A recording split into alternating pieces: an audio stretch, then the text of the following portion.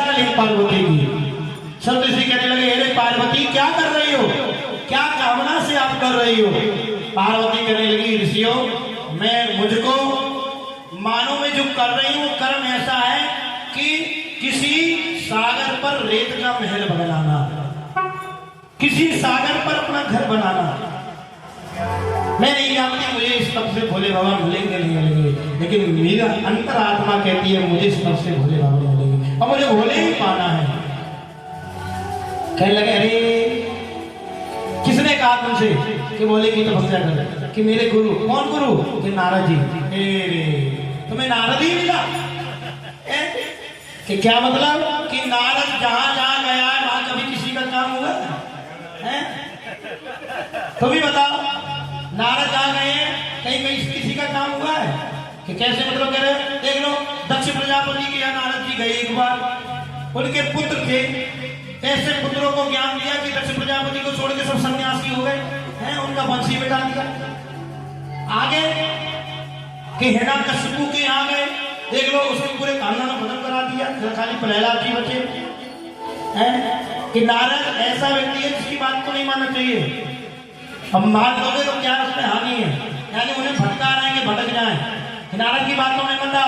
तुम्हें देखो कहाँ तुम किसकी तपस्या करी हो, शंकर शंकर शंकर, मेरे मुंड की माला, कोई रहने का ठिकाना नहीं है, खाने को कुछ है नहीं है, घर रहते हैं गंदे संधी अवस्था में, कैसी हाँ क्या कर रही हो?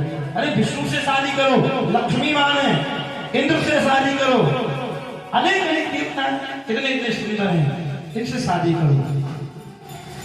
लेकिन माता पार्वती के मन को नहीं दिला पा रहे हैं।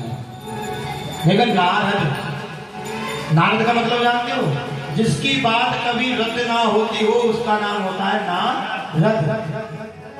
नारद जिसको मिल गए उसको भगवान मिल गए, चाहे वो राक्षस को मिले चाहे किसी इंसान को मिले, उसको भगवान मिले। अगर नारायण को पाना है तो नारद से यारी कर लो, और राम को पाना है तो हनुमान जी से यारी कर लो, और हमारे भोला को पाना है तो कैसे यारी करनी पड़ेगी? नंदी से यारी कर लो, भोला सदा मिल जाएगी। अब तो नारद की बातें कर रहे हैं, लेकिन आजकल क्या है, अब किसी ने अपने बच्चे का नाम रख लो तो कोई नहीं रखने को तैयार होता है। नारद कभी गलत नहीं थे, लेकिन हमने गलत बना लिया। आजकल की नारद, इस संसार में नारद को क्या मानते हैं? चुगलखोर। क्या मानते हैं? अरे इतनी कर रहे हो, नारद की तरह कर रहे हो। और चुगलखोर का नाम क्या है पता है आपके लिए? जो चुगलखोरी करता है या चुगलखोरी सुनता है, उसका हासिल क्या होता है?